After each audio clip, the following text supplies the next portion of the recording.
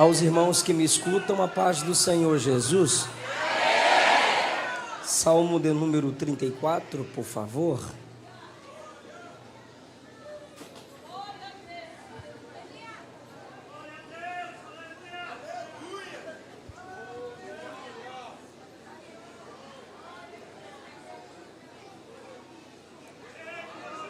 Salmo 34. Obrigado.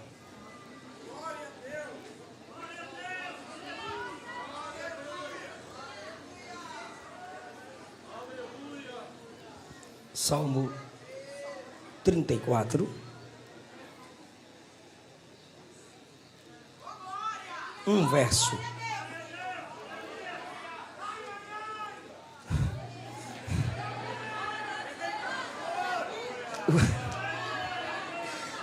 O verso 8, por favor. Provai e vede que o Senhor é bom. Bem-aventurado o homem que nele confia. Salmo 118, por favor.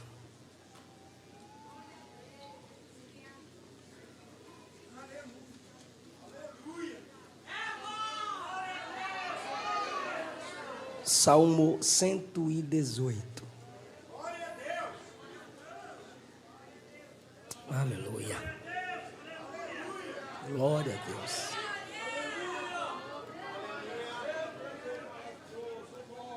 Quatro versos, 1 a 4. Louvai ao Senhor porque Ele é bom, porque a sua benignidade é para sempre. Diga agora, Israel, que sua benignidade é para sempre. Diga agora, casa de Arão, que a sua benignidade é para sempre. Digam agora, os que temem ao Senhor, que a sua benignidade é para sempre. Eu quero pregar subordinado ao tema a bondade de Deus e a nossa responsabilidade para com ela. Tomai o vosso assento, por favor. Eu também quero expressar rapidamente a minha alegria por estar de volta ao encontro dos recuperados. Como é bom ver de perto o que Deus tem feito em vocês e através da vida de vocês. E como é pela graça, Deus não faz apenas em nós e por nós, Deus também faz apesar de quem somos nós. Primeiramente, eu quero agradecer a Deus pela vida da minha esposa, que é um instrumento gracioso de Deus na minha vida, cantora, missionária, compositora, pentecostal, está dando lugar, e agora escritora, Luana Rodrigues. Eu falo assim, brincando, mas com muita alegria pelo que Deus tem feito na vida da minha esposa. Pastor Josué Cipriano, pastor Odete, eu também expresso a minha gratidão, sempre que é possível, nos recebe com muito carinho, alegria e desvelo. Pastor Moisés, pastora Michele, casal que o Brasil ama e é uma bênção para o meu ministério, para a minha família, para essa nação. Jacques e Thalita, eu também expresso a minha gratidão a Deus pela vida deste casal. Rever aqui amigos, pastor Max, é um prazer revê-lo, louvo a Deus pela sua vida, família e ministério. Ao Galego, é meu amigo Douglas, sempre que pode estar me ajudando no estado aqui de Santa Catarina. A Neide, daqui a pouco ela volta, que ela é crente. Ela não é doida de ficar no lado de fora na hora da palavra. A irmã Neide, eu tenho essa liberdade com a Neide, tá? É muito tempo de amizade. Jesus a abençoe. Mateus e Maria. Que lindo, que Jesus os abençoe cada vez mais. Tem um livro meu disponível, Princípios da Liderança de... Sai dele. Princípios da Liderança de Paulo. Aquela aula que vocês assistem na Academia de Pregadores, eu atualizei esse livro, coloquei mais 3 capítulos, estarão disponíveis ali na saída. Procure-nos, por favor, para adquirir este livro, se você assim quiser. Queridos, Como eu disse, eu quero falar sobre um dos atributos de Deus que estão dentro de sua essência, o atributo da bondade de Deus. Sendo Ele Deus, como então compreender a sua bondade? Que às vezes é paradoxal meditarmos como que um Deus bom permite coisas que ao nosso olhar não parecem bondosas. Existem duas dimensões pelas quais nós podemos entender, captar, sentir, aplicar em nossa vida diária a bondade de Deus. A primeira dimensão é a benevolência e a segunda dimensão é a persistência. Se Deus não é benevolente, Deus não é bom. Se Deus não é persistente, Deus não é bom. Os filósofos refletem, meditam, debatem e tentam combater o atributo da bondade de Deus conectado ao seu poder, mas eles não enxergam o atributo da bondade de Deus pelo viés da benevolência e pelo viés da insistência ou persistência. A bondade de Deus, pela benevolência e pela persistência, é melhor percebido pelo salvo, pela igreja. O ímpio não vai conseguir discernir esses dois caminhos pelos quais a bondade de Deus nos alcança: benevolência e persistência. Fora de Cristo, eles não sabem o que é isso.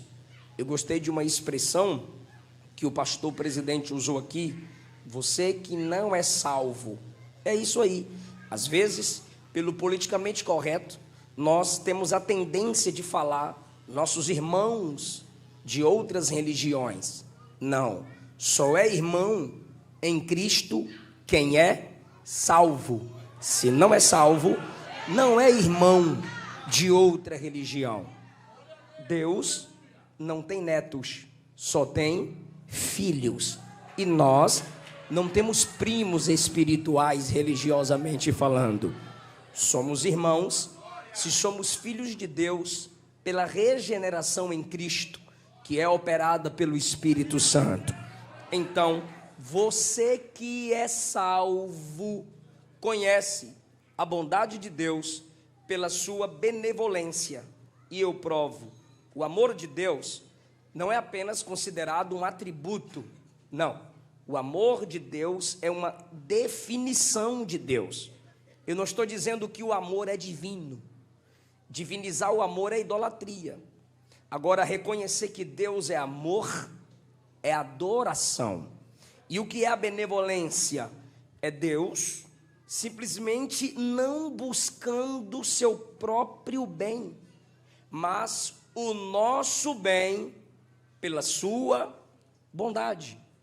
Quem diz ser bom, ao fazer algo por alguém, pelo que este alguém pode oferecer, duvide da bondade do mesmo, duvide da benevolência, chame de investimento, chame de credibilidade, chame de inteligência, chame de visionário. Bondade está na benevolência, é Deus sentindo prazer santo na felicidade santa do seu povo.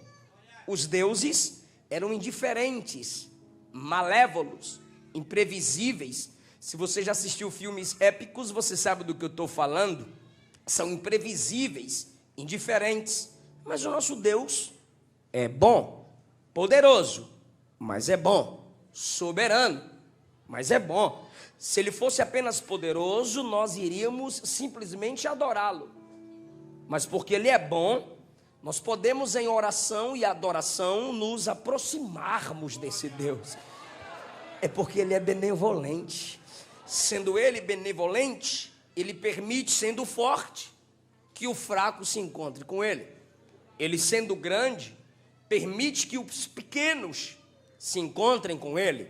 Sendo ele santo, o único atributo divino que é elevado a 3: santo, santo, santo, chama, escolhe, salva, ama, se aproxima, abraça pecadores. Ele é benevolente. A benevolência divina é Deus buscando o bem de outro e não seu próprio bem. Benevolência divina é Deus nos surpreendendo com benefícios imerecidos. Até porque o que temos nós para devolver a Ele a sua altura? O que Deus poderia olhar para nós e ver algo que chamasse a sua atenção? Nada. Nada vezes nada. Apesar dos coaches e das músicas antropocêntricas te falarem, olhe para dentro de você e veja o seu valor, Jeremias disse não. Aí dentro só tem um coração injusto, mau, podre, sujo. Jesus disse que o que te contamina vem aí de dentro, sabia? Paulo disse em Romanos 3 que os nossos olhos, nossas palavras, nossos pés, nossas mãos, nosso coração é tudo caído, depravado e inimigo de Deus.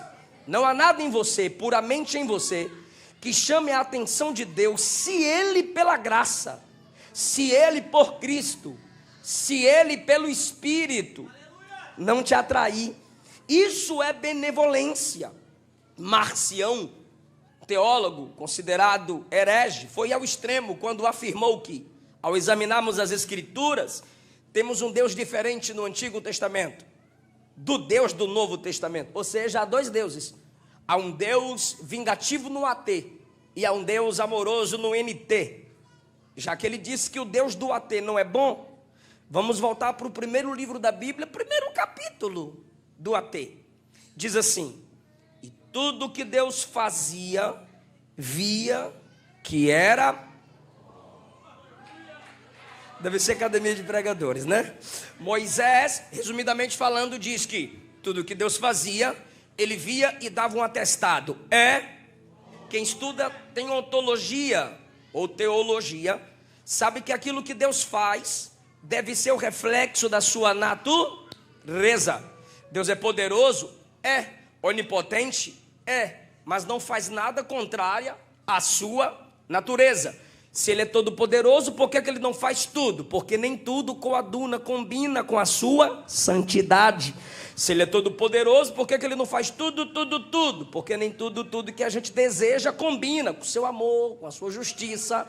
Então, Ele só faz aquilo que reflete a sua natureza. Se o que Ele fez é chamado de bom, então Deus é... Êxodo capítulo 34, versículo 6, Moisés disse que Deus é misericordioso, compassivo, demora em se irar. Vigia, não é que Ele não se ira, só demora. Em se irar, é cheio de bondade e fidelidade.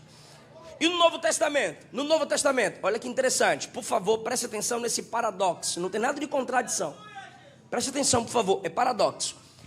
Quando Paulo atribui a nossa salvação ao Deus Pai, por que no Novo Testamento ele atribui o projeto da salvação ao Deus Pai? E quando ele apresenta o nosso Salvador, Jesus Cristo, ele chama de Senhor. Se é no NT que temos, se é no ATER que temos um Senhor, e no NT que temos o amor, Paulo chega no Novo Testamento e diz: a salvação vem daquele que é apresentado no AT, Pai. E daquele que no NT é amor, ele é Senhor. Olha como Paulo equilibra. Aquele que para muitos é só o Senhor vingativo, que é apresentado no Antigo Testamento, ele é Pai. E aqueles que para todo mundo é só amor, Paulo diz, ele é Senhor. Por quê? Porque a Bíblia, num completo, equilibra a apresentação do nosso Deus. Ele é bom em si, Ele é bom na vida, na pregação, no Evangelho de Cristo Jesus. Olha o que Moisés disse em Deuteronômio, capítulo 7, versículo 7, a Israel, benevolência. Moisés falou a Israel: o Senhor não dedicou amor a vocês, tirando vocês do Egito, porque vocês eram a maior nação da terra. Pelo contrário, vocês eram a menor de todas as nações. Deus fez isso porque amou vocês. Olha a benevolência de Deus. olhando para Israel, você não a escolheria, porque era a menor de todas as nações, Deuteronômio 7:7. Mas daquela nação, a menor de todas elas, dali veio o que nós temos como base para o culto. Temos leis que temos como base princípios morais e espirituais. Daquela pequena nação veio as escrituras sagradas e o Salvador do mundo. O que tinha Israel para devolver a Deus, sem que Deus neles trabalhasse. Isso é benevolência. Romanos capítulo 5, versículo 8, Paulo diz: Deus prova seu grande amor. Deus Pai prova seu grande amor ao enviar Cristo para morrer por nós, quando ainda éramos pecadores. Benevolência. O que um pecador tem para devolver aquele que é tão santo. Primeira epístola de João capítulo 4, ele disse assim, e a gente encerra o primeiro ponto: nisto está o amor, não em que nós tenhamos amado a Deus, mas que Ele nos amou a nós. Em João capítulo 15, Jesus diz que não chamava seus discípulos de escravos, porque todo escravocrata acredita no escravo pela força trabalhista, que o escravo pode devolver. Mas Jesus disse: eu amo vocês como meus amigos. Reciprocidade, sendo Ele o soberano, conforme a Bíblia apresenta, tudo isso só pode ser entendido e experimentado através da benevolência. Segundo ponto pelo qual, ou segundo canal pelo qual podemos compreender, receber o amor de Deus, é a persistência.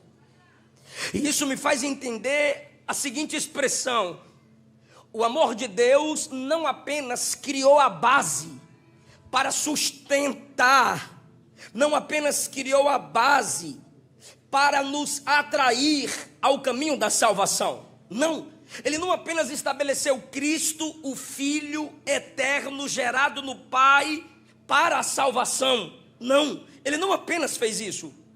Ele provê uma busca contínua em nossa direção. Perceba, queridos, que o Pai enviou o Filho, e antes de ser assunto aos céus, o Filho disse, prometeu e cumpriu, que enviaria o Espírito Santo.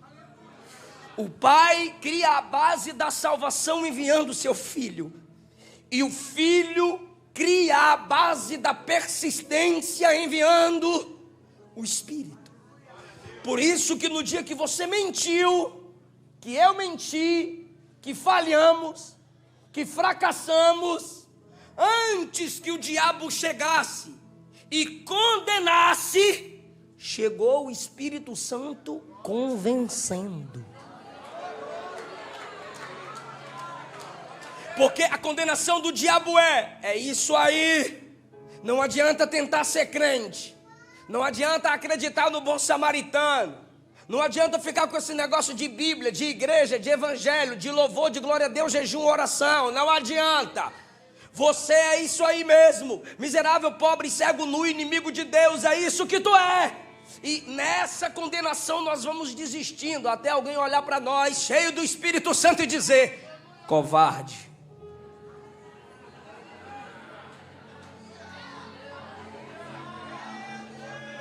Enquanto o diabo condena, a gente se encontra como Paulo em Romanos 7, eu sou miserável, o pecado ainda está em mim, eu tento e não consigo, não adianta insistir, é mais forte do que eu, não adianta forçar a barra, é Romanos 7, miserável homem que sou, que me livrará dessa natureza, que eu já sepultei no batismo, como disse Billy Graham, mas fica ressuscitando diariamente.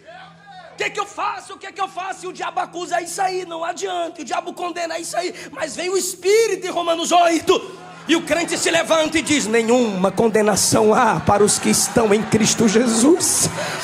que não vivem segundo a carne. Por que não há mais condenação diabólica? Por que não há mais condenação da lei mosaica? Porque tem um espírito para convencer. Se eu não me submeto à condenação do diabo, como é que eu me submeto ao convencimento do espírito? Você não se submete. Ele te convence. Ele te submete. Ele se apresenta a você com a voz da palavra, com a pregação, com a ministração da igreja e diz assim, ó: você está acima disso na cruz. Você não foi chamada para isso, você não foi chamado para essa condição. Deus fez o homem para a glória dele. O pecado entrou no caminho, mas em Cristo você vem, em Cristo você retorna, em Cristo você é devolvido ao projeto original. Ah, se não fosse o Espírito convencendo de que ainda há esperança. O que é isso? Persistência. Tu disse que ia desviar, desistir, abrir mão de tudo. Aí a criança chega e fala uma palavra de edificação, exortação, consolação. Um bêbado olha para você: isso aqui não é lugar para tu, não.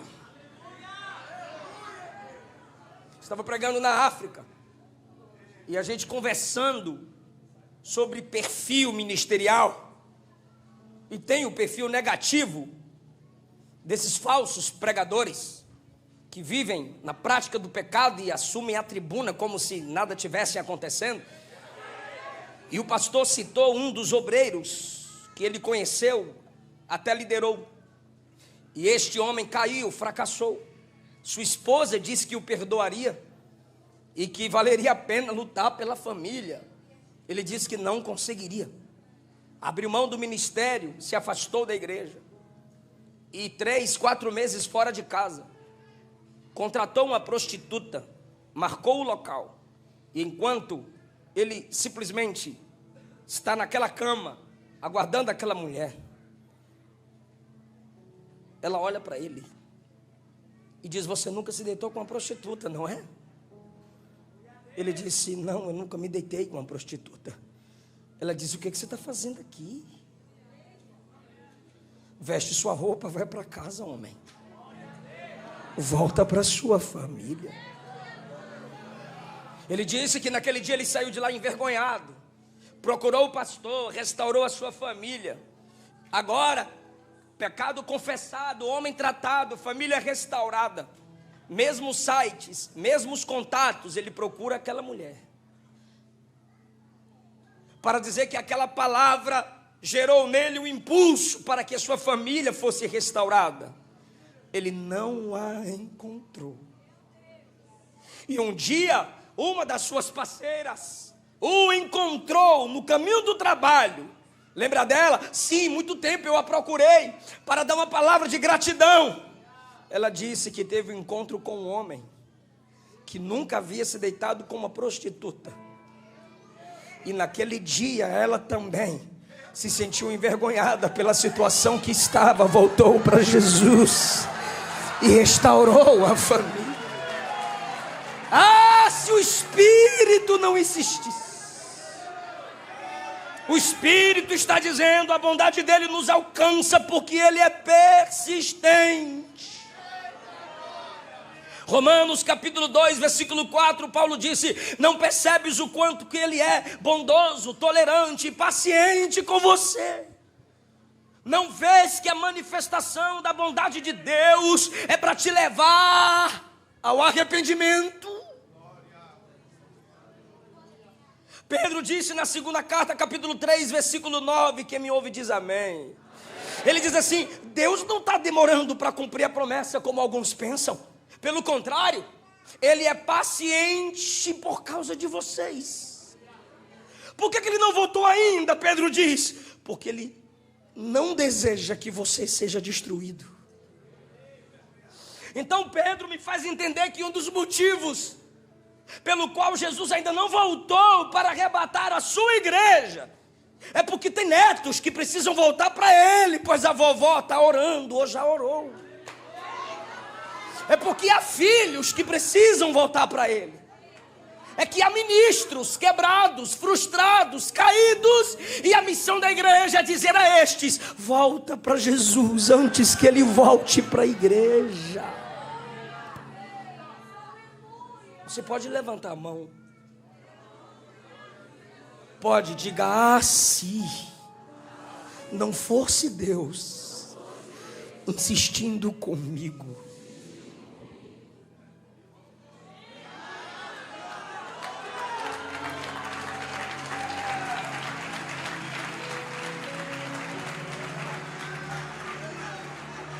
Cristo está retendo o juízo de Deus sobre essa geração imoral, desrespeitosa, rebelde. E Cristo retém o juízo do Pai, porque Ele é insistente. Você disse que não cantaria mais, que não lideraria mais, que não organizaria mais, que não profetizaria mais, que não evangelizaria mais, que não tocaria mais, que não faria mais nada. Se dependesse de mim, eu diria: vaza. Tem mais? Deus tem mais 7.000. Mas ele é tão persistente que quando Elias está na caverna, ele já tinha mais 7.000.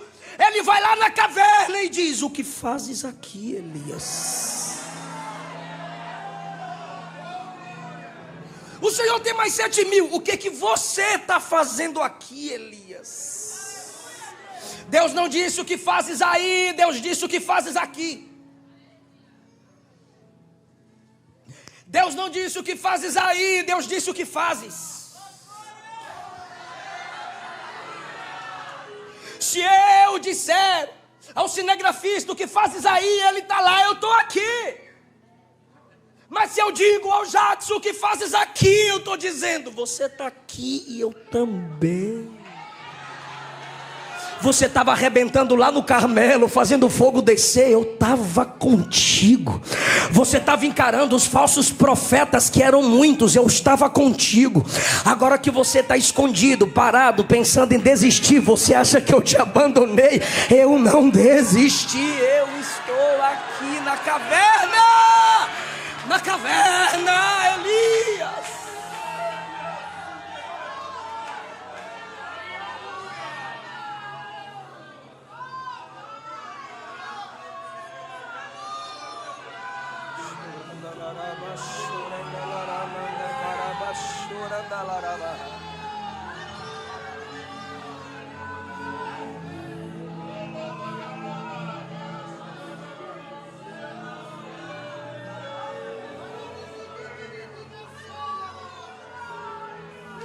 Jesus ressuscitou e João 20 foi em busca dos discípulos. E quando ele apareceu entre os discípulos, ele disse: Pai, seja convosco. Amém. Assim como o Pai me enviou, eu vos envio. Amém. Recebei o Espírito Santo. Ele não mandou ninguém soprar não, ele soprou porque ele quis. Ele é soberano. Fica inventando de ficar soprando na cara dos outros. Recebei o Espírito Santo.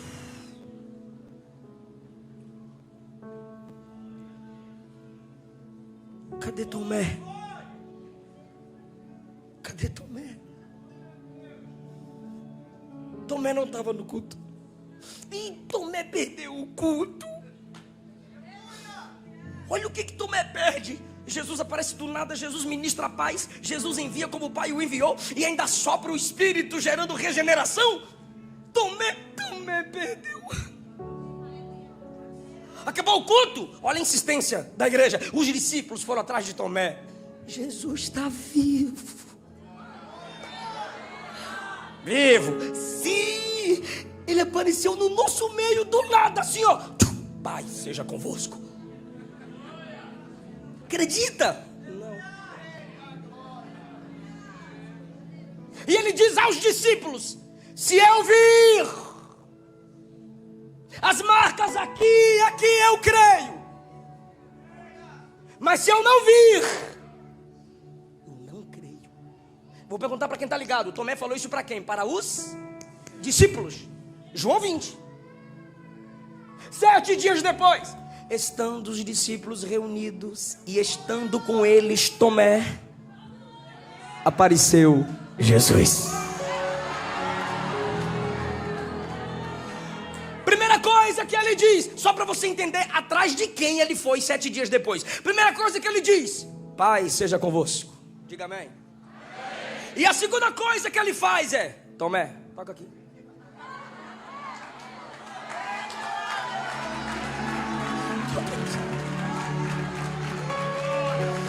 A Bíblia não me diz que Tomé tocou. Pode ser que ele tenha tocado, mas a Bíblia não diz que ele tocou. A Bíblia diz que quando Jesus diz toca aqui, ele cai de joelho e diz: Deus meu, Senhor meu.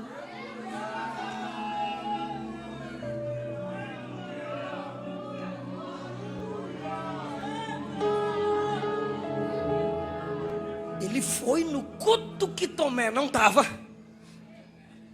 E depois ele foi no culto que Tomé estava. E o que Tomé falou só para os discípulos, não precisava falar para ele. Ele sabe. E Pedro? Mateus 26, Senhor, todos podem te negar. Pedrão não nega.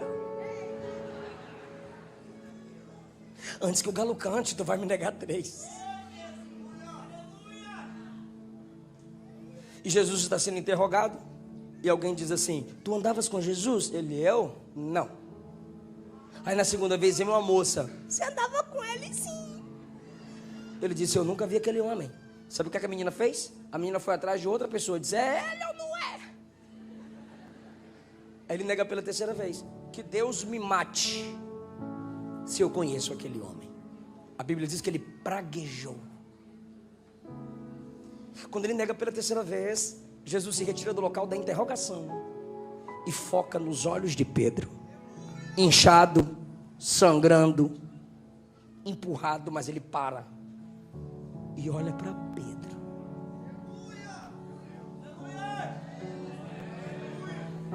Eu te conheço, você me feriu, mas eu paro em meio à dor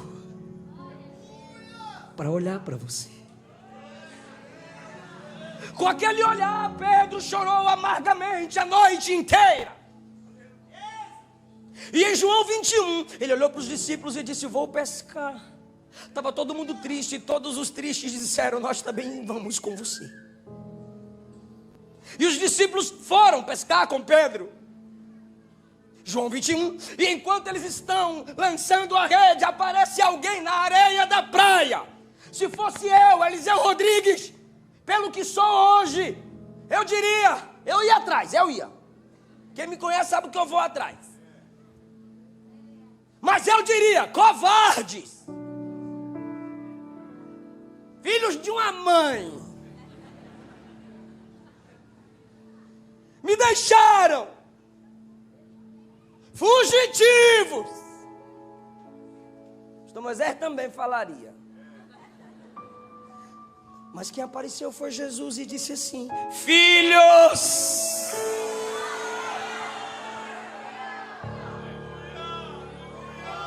ainda que a gente desista de ser filho, ele não desiste de ser pai. Filhos,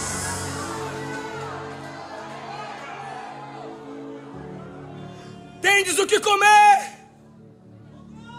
Do barco eles respondem. Uma hora dessa o cabra pedindo comida: tem não? E lança a rede, não pega nada. Lança a rede, não pega nada. E Jesus de longe diz: lança no lado direito. Quando lançou a rede no lado direito, pesou 153 grandes peixes e a rede não se rompeu. Por favor, fica comigo. Um deles só podia ser João. Fez uma comparação. Espera aí. Pesca frustrada. Barco. Eu, Tiago e Pedro. E alguém chega dando uma direção. Só pode ser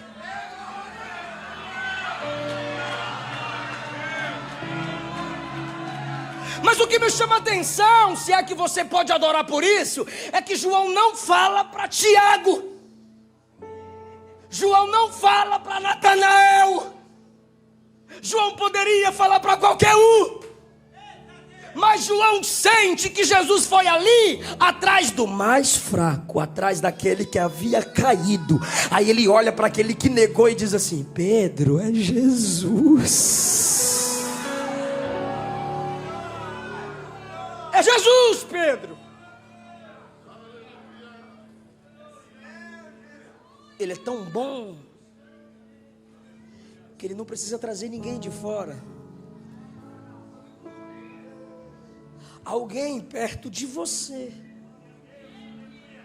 é o instrumento de Deus para ele dizer: desiste não. Ele te ama. Ele restaura, ele perdoa, ele levanta. O João sente que aquele dia era o dia da restauração de Pedro, porque Jesus é persistente. A Bíblia diz: qual mulher tendo 10 dracmas, se perder uma, não vai procurar varrer, acender candeia até encontrá-la? Sabe o que é isso? Persistência.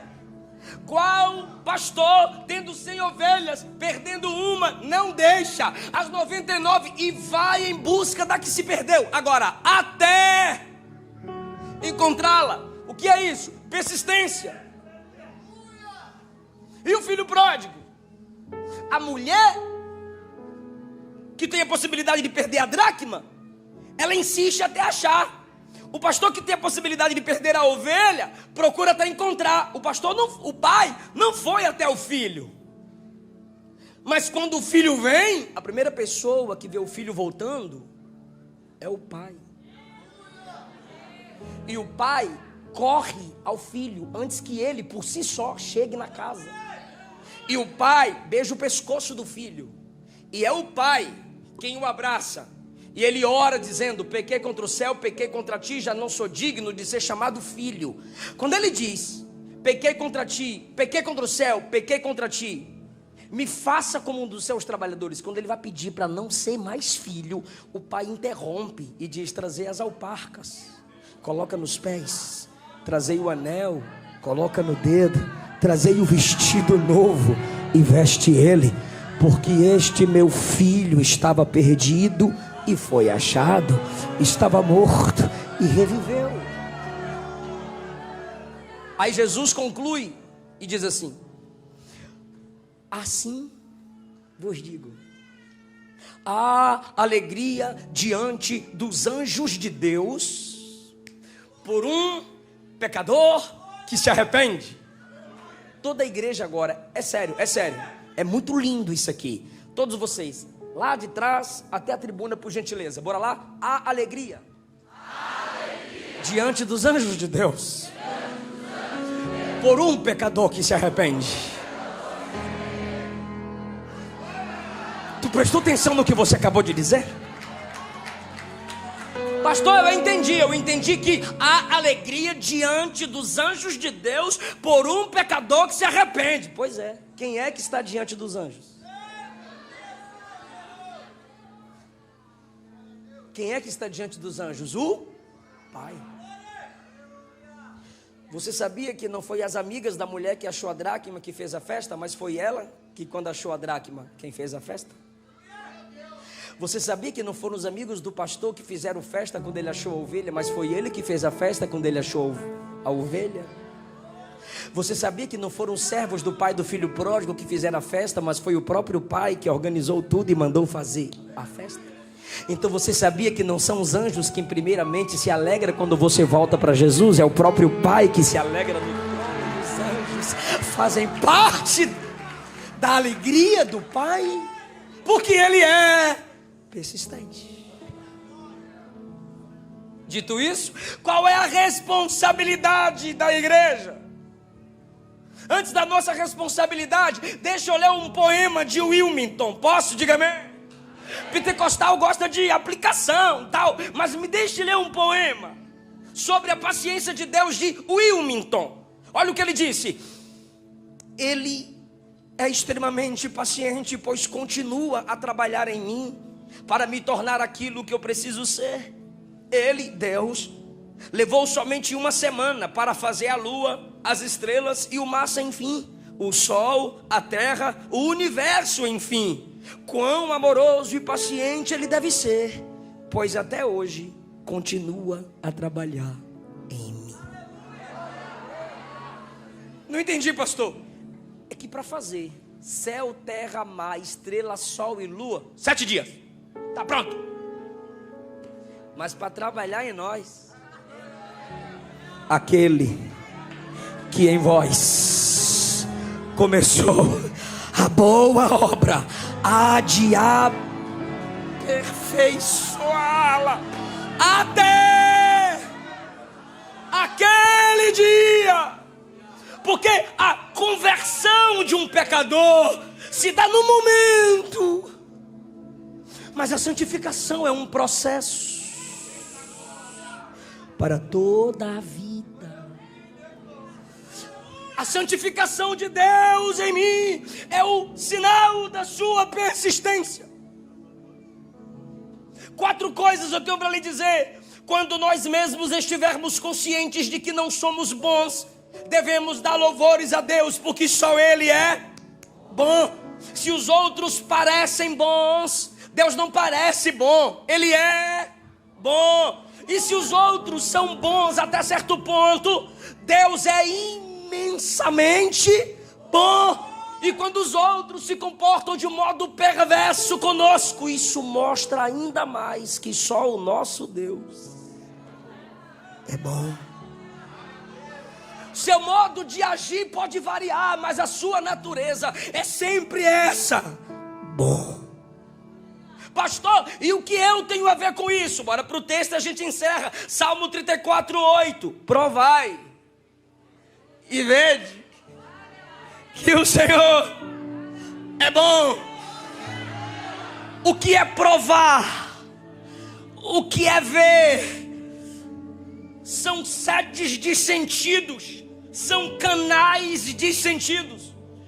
Ei, isso aqui é mais para pentecostal mesmo, desculpe. Sentidos ajudam entendimento. Vocês sabem que não é pelo mais refinado discurso que você conhece o sabor do mel. Não é alguém explicando com slides que você entende o sabor do mel. Mas é quando você experimenta, provai e vede que o Senhor... Me estressa não, que o Senhor é bom. Provai e vede. Nos olhos, visão, iluminação.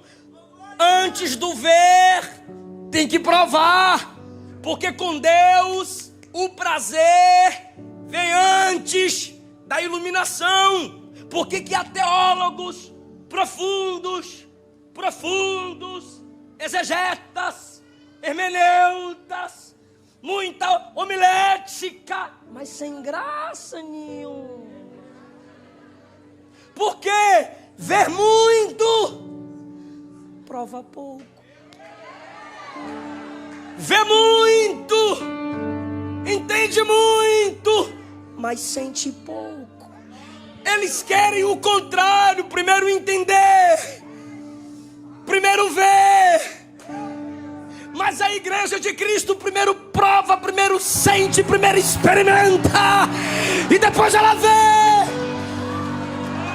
Provar e vede que o Senhor é bom, porque o prazer vem antes da iluminação. Existem coisas, principalmente no reino de Deus, que primeiro devem ser experimentadas, amadas, e depois serão entendidas. Se você não ama a Bíblia, não invente de estudar teologia. Se você não ama o agir do Espírito Santo, não venha querer me dar aula de paracletologia nem pneumatologia. Se você não ama falar com Deus, não venha me ensinar nada de vida, teoria e devoção. Ame, sinta, chore, sorria, cante, arrepia, se alegra, provai. Sinta que Ele é bom. Ah, irmão, faz igual Filipe e Natanael. Olha, achamos o Messias, achamos o Salvador. Por acaso pode vir alguma coisa boa de Nazaré? Filipe olha e diz: eu não vou discutir geografia bíblica com você, rapaz. Vem e vê. Vem.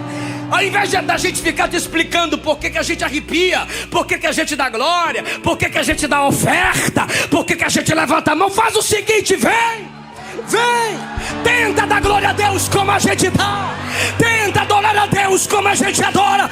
Provai e vede que o Senhor é bom.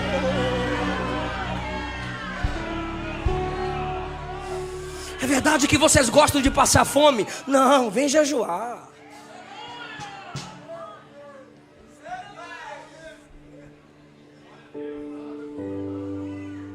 Provai e vede. Toda a igreja, 1, 2, 3. Provai e vede. Provai, abre a boca. É eu agora hoje. Provai, abre a boca e vede, abre os olhos.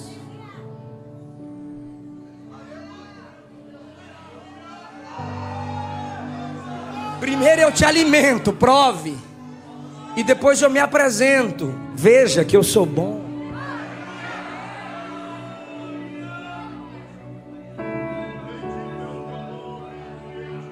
Experimente-o. Os cantores estão cantando. Canta. O povo está ofertando. Se esforce e oferta. A igreja está evangelizando. Vai evangelizar também. O pregador está pregando, preste atenção, e recebeu, reage. Prove e veja. Abra a boca e Ele ilumina seus olhos. Provai e vede. Estou com sede e eu estou vendo a água. A distância eu posso. Para de graça. A distância eu posso. Mas para provar, eu tenho que chegar perto. Vem e vede quão bom Ele é. Vem e vede as maravilhas da sua salvação. Vem e vede coisas tremendas e desolações Ele faz na terra. Vem ver como Ele é grande. Vem ver. Filme a igreja, por favor. Faça o convite, igreja. Levante a mão e diga: venha ver quão bom Ele é.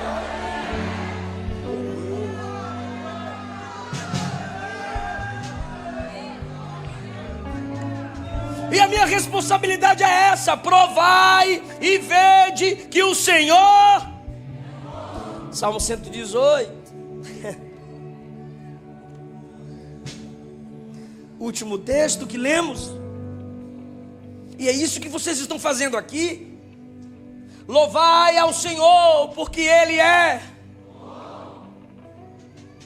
Funcionou não? Vou ler de novo. Louvai ao Senhor, porque Ele é. Louvai. Louvai. Louvai.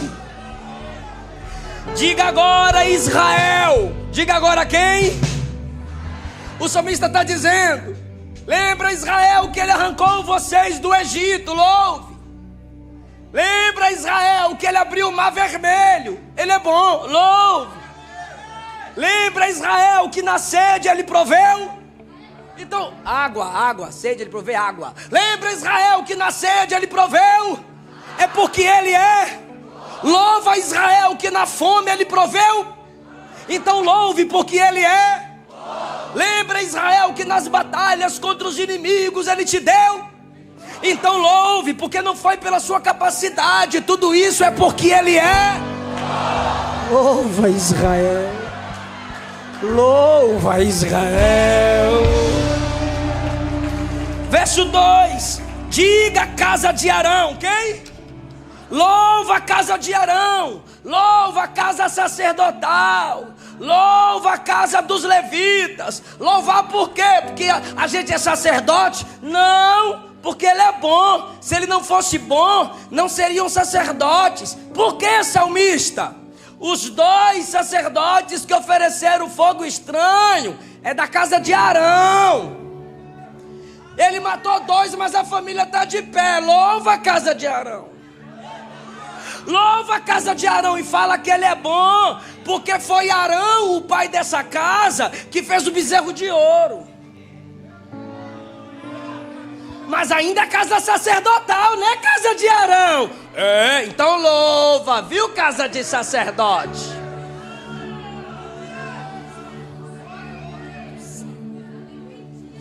Louva a casa de pastor, louva a casa de presbítero, louva a casa de missionário.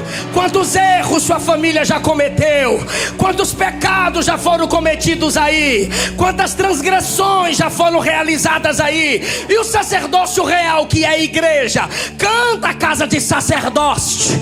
Quantos pecados tua família já cometeu, quantas desonras teu pai já cometeu, quantas deslealdades tua mãe já cometeu, quantas mentiras teus irmãos já contaram, quantas brigas na sua casa, mas ela ainda está de pé. Canta a casa de sacerdote, canta a casa de sacerdote.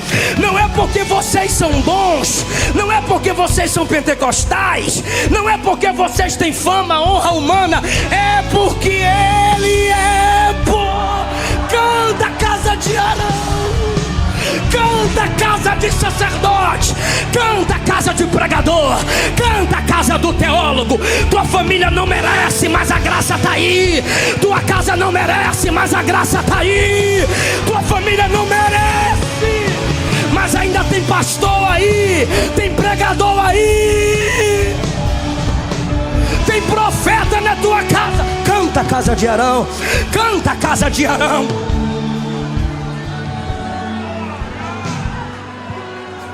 Mas sempre tem net crente aí nos comentários: nada a ver, eu não sou de Israel, nada a ver, eu não sou da casa de Arão. Então leia o verso 4: digam agora os que temem ao Senhor, diga agora os que temem ao Senhor, que Ele é, e a sua benignidade dura.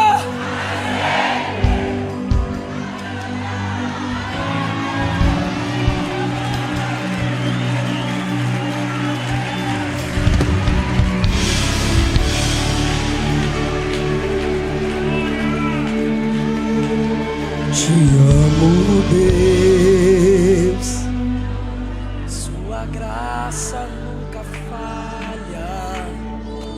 Todos os dias eu estou em tua mão,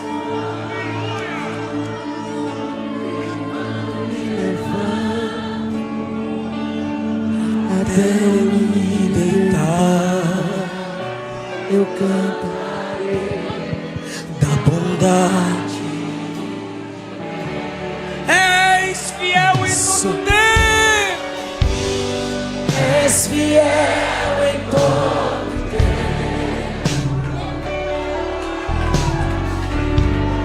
em todo tempo tu és tão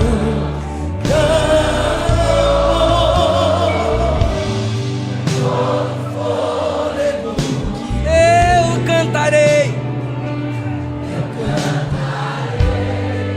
da bondade. Sua doce voz, sua doce voz, que ele guia meu fogo na escuridão. É porque ele é bom. Tua presença me conforta. Eu sei que és meu pai, sei que és meu pai, e amigo é, e amigo é, vivo na bondade de Deus. Toda igreja és fiel.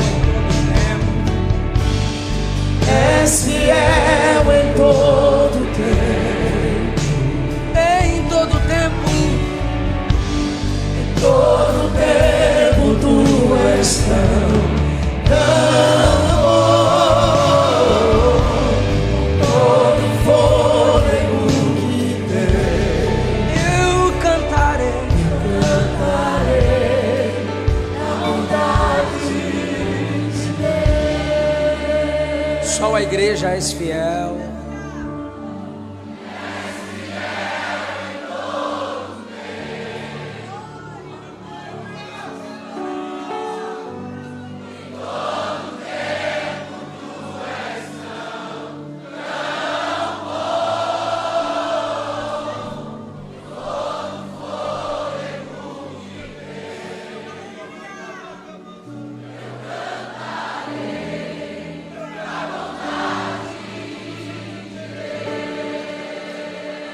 Você que se afastou do Evangelho, quão benevolente e paciente Deus tem sido contigo. Volta para Jesus agora.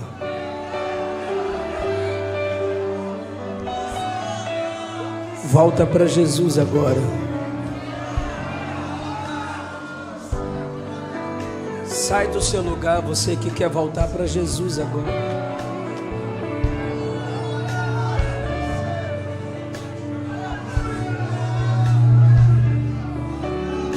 Sai do seu lugar, você que quer voltar para papai agora. E vem aqui na frente para a gente orar por você.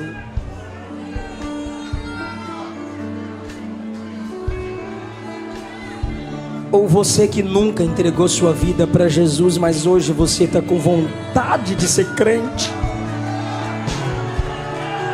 Você está com vontade de ser crente.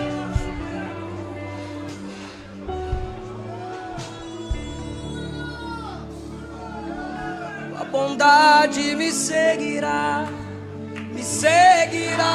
Senhor. Tua bondade me seguirá, Senhor. Eu estou esperando você vir, porque o Espírito Santo está nessa casa. Se hoje ouvirdes a voz do Senhor teu Deus, não endureça o seu coração. Você que está na live, se o Espírito está te atraindo, confessa aí, digita aí: eu quero entregar minha vida para Jesus. Digita aí: eu quero entregar minha vida. E a igreja vai orar por você.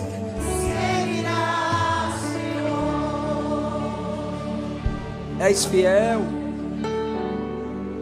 És fiel em todo tempo. Saia do seu lugar e a gente ora por você, porque é noite de perdão. Em todo tempo tu és tão bom. Todo fôlego que tens. Mais uma vida para Jesus. Outra vida para Jesus.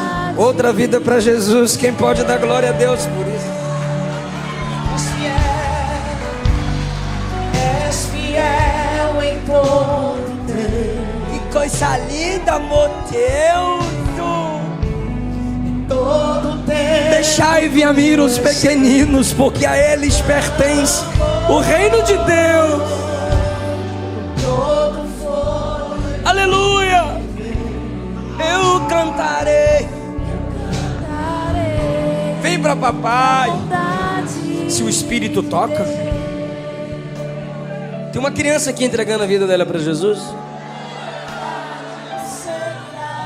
Quando eu estava prestes a completar 5 anos de idade, os meus pais rasgaram, no bom sentido, abriram, escancararam o Evangelho para mim, numa linguagem na qual eu pude entender que eu era criança, porém com a natureza pecadora, e já precisava de um Salvador.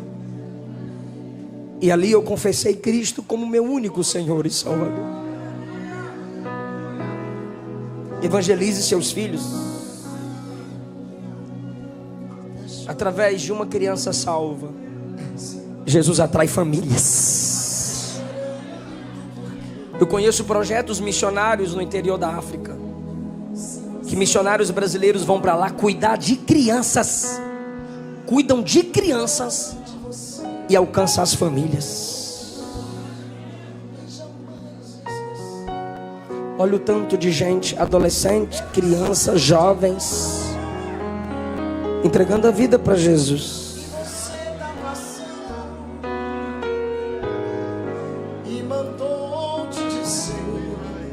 Tem mais vidas aí. Se hoje ouvirdes a voz do Senhor teu Deus, não endureçais o vosso coração. Eu quero orar por você.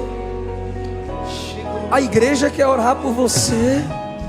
Lembrar de todos os livramentos que você já passou. Nem era pra você estar aqui, mas Deus falou assim: Isso. esse aí vou levantar. Tem crianças dizendo: eu quero Jesus como meu Senhor e meu Salvador. Eu preciso de um Salvador. Eu preciso de um Salvador. Não chore,